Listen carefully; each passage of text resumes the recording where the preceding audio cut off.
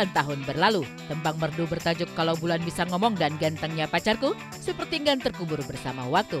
Tembang yang menemani banyak orang merengkuh kembali kenangan di era 90-an itu ternyata juga menjadi tembang mengorbitkan Nini Carlina ke belantika musik tanah air, sekaligus mengukuhkan dirinya sebagai penyanyi muda asal Banyuwangi paling populer di era itu.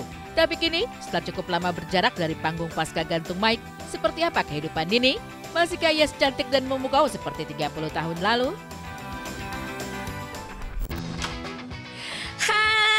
Assalamualaikum, Masya Allah, ketemu lagi dengan saya Nini Carlina. Apa kabar pemirsa Insert? Masya Allah, kangen banget loh saya. Hari ini kita ketemu lagi ya. Pengen tahu gak sih kabar saya, aktivitas saya saat ini apa? Karena kan kita udah lama gak muncul ya kan. Yuk silahkan masuk, yuk ikutin keseharian saya hari ini. Ini momen deg-degan. Momen deg-degan ya kan, berdua dengan mantan pacar saya yang sedang mau ngadep ke KUA nih, pejabat KUA ya kan, mau ijab kabul ceritanya. Nah memang kalau abis ijab kabul tuh auranya beda ya. Memuji sendiri boleh ya pemirsa. Alhamdulillah, alhamdulillah ya. Alhamdulillah masih rukun sampai sekarang, berkat doa pemirsa juga. Terima kasih. Dapatkan ya, dianugerahkan kepada saya gitu ya. Nah ini salah satunya, ini penghargaan untuk lagu Kalau Bulan Bisa Ngomong ya. Ini sebagai the best selling ya, the best selling album Kang Dul Sumbang dan Nini Carlina ya. Waktu itu kalau nggak salah di tahun 94 yang ini. Sebelahnya ini ada foto saya bersama senior saya, ada Mas Dwiki Darmawan dan Mbak Ita Purnamasari. Nah, ini adalah senior saya, mentor saya ya kan. Ini pas lagi berdua syuting di salah satu stasiun televisi swasta ya di Jakarta. Itu acara kayak semacam apa sih, lagu-lagu nostalgia gitu ya. Saya dikasih kesempatan untuk berduet dengan Kang Dul saat itu ya. Ini kayaknya tahun-tahun sekitar 2015-2016 lah. Yang jelas ini sebelum saya berhijab. Jadi mohon maaf fotonya masih terbuka. Ini masih ada yang tersisa ya dari penghargaan pertama yang pernah saya raih waktu itu ya. Dari HDX Award ya. Kalau sekarang sih ya kayak AMI Awards lah gitu ya. Untuk lagu Gantengnya Pacarku. Nah saat itu saya adalah pendatang baru yang kemudian lagunya ternyata diterima oleh masyarakat. Lahir di Banyuwangi 12 Juli tahun 1976, Nini Carlina merenangi masa kecilnya dengan penuh sukacita. Sang ayah merupakan seorang seniman gamelan, sementara ibunya aktif di dunia tari. Tapi Nini tak ingin mengingkari hati kecilnya yang suka bernyanyi. Hanya saja, sebelum terjun ke dunia tarik suara, Nini terlebih dahulu mengukir kisah manis sebagai penari cilik. Saya ya kan, Nini Carlina waktu kecil. Ini adik saya Wiwi Carlina. Nah ini simbah saya. Nah ini di belakangnya ada tanggalannya ini. Foto ini diambil pada tanggal 28 Desember 1980. Aduh, ini foto favorit saya nih. Tuh lihat nih. Foto ini diambil pada saat hari ulang tahun kemerdekaan ya. Republik Indonesia itu pada tanggal 17 Agustus tahun 86. Saat itu saya kelas 5 SD. Nah ini ada. Nih ada tuh tulisannya, tulisan Bapak loh. Masya Allah. Bapak saya sekarang usianya udah 82 tahun. Alhamdulillah sehat. Jadi ini saya sedang membawakan tari merak namanya.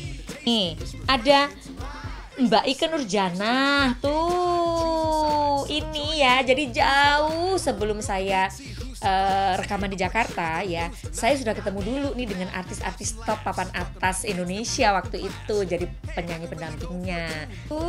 Ya Allah ini dia fotonya, Masya Allah. Jangan kaget ya pemirsa ya. Aduh kenapa saya dulu seperti ini ya. Ya Allah ini jadul banget sumpah demi Allah ya Allah. Ini kodamnya salah yang datang ini. Sebentar.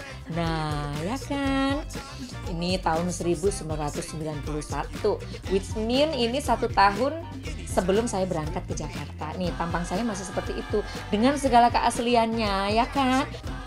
Dengan adik kesayangan saya, ini Mbak Fitri Carlina ya kan, si ABG tua itu. Nah ini berkesempatan untuk berlebaran di Istana Negara waktu itu, waktu masih zamannya Presiden kita Bapak Susilo Bambang Yudhoyono beserta Ibu Ani almarhum ya. Kepandaian bernyanyi dan kemerduan vokalnya membuat Nini Carlina begitu disenangi banyak orang. Ia kerap tampil di panggung-panggung dangdut, namun menjadi penyanyi bukanlah cita-cita yang diidamkan Nini sejak kecil. Sampai akhirnya Nini dipertemukan dengan seorang produser yang tertarik mengajaknya rekaman. Namun masalah lain muncul.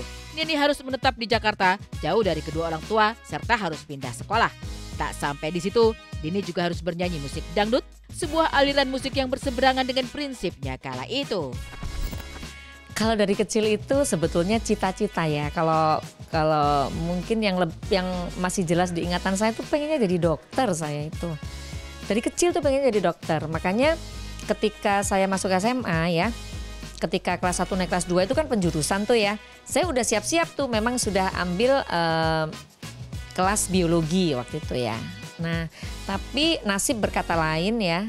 Karena ternyata dipanggil ke Jakarta, kemudian harus pindah sekolah di Jakarta yang mengharuskan saya lebih sibuk gitu ya. Dalam arti harus membagi waktu antara waktu belajar, waktu sekolah dan waktu berkarir gitu ya.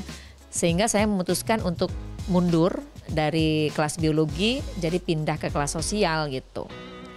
Nah dari situ saya sekolah 3 bulan tuh, masuk bulan Juli ya. Bulan Oktober barulah saya dikasih demo lagu Gantengnya Pacarku. Tapi waktu itu demonya tuh bener-bener materinya tuh dangdut klasik gitu ya. Saya langsung menolak mentah-mentah gitu loh. Sebagai rocker gitu ya waktu itu, aduh dangdut Pak bukan jiwa saya deh gitu kan.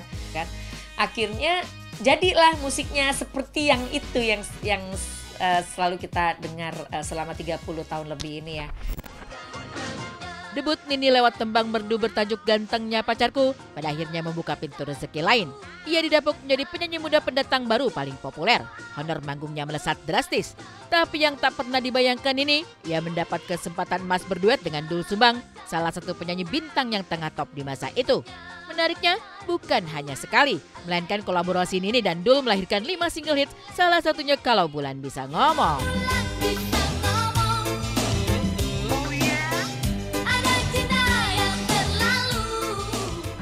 Alhamdulillah gitu, sampai ada 5 single duet sama Kang Doel. Tuh, honor pertama kali ya setelah rekaman nasional ya, itu 750.000.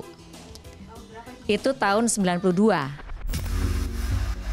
Nini Carlina tampaknya merasakan hidupnya berubah dramatis dengan usaha dan tentu kuasa Tuhan yang hari kemarin tak terbayang bisa diwujudkan. Karirnya meroket, rezekinya terus menanjak. Bahkan di usia yang masih terbilang muda, Nini sudah melanglang buana melakoni tur bernyanyi ke berbagai negara. Populer, makin kaya dan berbunga-bunga, itulah masa emas Nini. Tapi semuanya berubah ketika ia dihadapkan pilihan yang sulit, di mana mau tak mau ia harus vakum, hingga akhirnya memutuskan pensiun dini. Saya itu vakum kurang lebih sekitar 10 tahun yang lalu ya. Itu ketika saya hamil anak yang ketiga. Pernah hamil kemudian ternyata janinnya tidak berkembang karena mungkin saya terlalu sibuk kali ya, masih mondar-mandir, masih show ke luar negeri, dalam negeri gitu ya. Nah begitu lahir, baru 3 bulan baru mau mulai lagi nih nyanyi. Allah kasih hamil lagi dong, yang anak bungsu gitu ya. Sampai kemudian cuti lagi, terus sampai lahir. Baru mau mulai lagi ternyata saya dihadapkan pada kondisi anak ketiga ini akibat saya terlalu sibuk ya, akibat saya terlalu sibuk ngurusin adiknya, ternyata kemampuan sosialnya itu menurun gitu. Jadi perkembangannya menurun gitu. Yang tadinya dia udah mulai ngomong itu dia tiba-tiba hilang, silent gitu, nggak mau ngomong, terus nggak mau bergaul dengan saudara yang lain gitu ya. Jadi dia maunya menyendiri aja gitu. Akhirnya kita terapi ya, saat dia usia 2 tahun tuh belum ngomong, kita terapi. Nah dari situlah kita menerima kenyataan bahwa anak kami yang nomor 3 ini dengan diagnosa social communication disorder ya, dengan autis ringan gitu ya, yang memaksa saya harus stay at home, harus betul-betul fokus untuk mengembalikan perkembangan anak saya nomor 3 ini menjadi anak yang semestinya gitu ya. Kelembutan jiwa Nini Carlina pada akhirnya berontak. Ia menerbangkan segala protes. Ia tak terima harus mengubur mimpi besarnya menjadi seorang penyanyi hebat. Pergumulan batin menjadi ruang cerita tersendiri. Dalam hidup Nini, sebelum akhirnya ia menyadari bahwa rencana dan kehendak Tuhan selalu indah pada waktunya. Betul, pada saat awal-awal saya dipaksa untuk gantung mikrofon gitu ya. Jiwa saya berontak, hanya gitu, harus pensiun dini gitu ya. Tapi ternyata Allah berkata lain gitu ya. Setelah 8 tahun saya mengalami pergolakan batin itu ya, pandemi kemarin tuh, alhamdulillah Allah membolak-balikkan hati saya gitu ya. Memperjalankan saya ke dalam perjalanan spiritual yang luar biasa. Suatu hari di sekolah itu saya ketemu dengan salah satu istri seorang ustadz ya. Yang mana beliau juga orang tua murid juga di situ ya, Ustadz Kasifir namanya. Beliau itu sedang isi acara di sana gitu. Selesai acara, kami menunggu di lobi gitu. Banyak yang ingin foto-foto rupanya gitu ya. Salah satunya saya gitu. Mbak mau dong foto sama Ustadz ya, boleh gitu. Akhirnya kita foto lah bertiga. Sang istri, saya, kemudian Al Ustadz di pinggir gitu. Nah ketika selesai foto itu pulang, saya buka lagi dong file fotonya. Itu di situ loh. Allah tuh kadang-kadang lucu memang ya kalau kasih kita hidayah itu. Saya buka file fotonya, Masya Allah, saya malu sekali lihat foto itu. Bukan senang, saya malah malu. Malunya adalah ketika yang sebelah saya itu pakai syar'i tertutup cadar. Sang Al Ustadz juga pakai gamis, sayanya pakai rok pendek. Astagfirullahaladzim. Akhirnya besok harinya saya ke sekolah mencoba untuk berkerudung, hanya ke sekolah aja gitu. Setelah dihebohkan dengan penyanyi Rihanna yang menjadi pengisi acara dalam momen lamaran Crazy Rich di India, kini Justin Bieber dikabarkan akan menjadi bintang tamu dalam pesta prapernikahan Anand Ambani dan Radhika Merchant. Tak tanggung-tanggung, bayaran untuk mendaratkan sang pelantun tembang Baby di India mencapai 160 miliar rupiah. Bieber dijadwalkan akan bernyanyi pada hari Minggu nanti dengan sederet penyanyi top lain seperti Katy Perry hingga Backstreet Boys. Penghasilan dari penjual kopi keliling atau Starling dirasa menjanjikan. Seorang pemuda nekat menjual kopi keliling memakai mobil mewah. Seperti apa kisahnya? Saksikan saat lagi hanya di Insert Investigasi.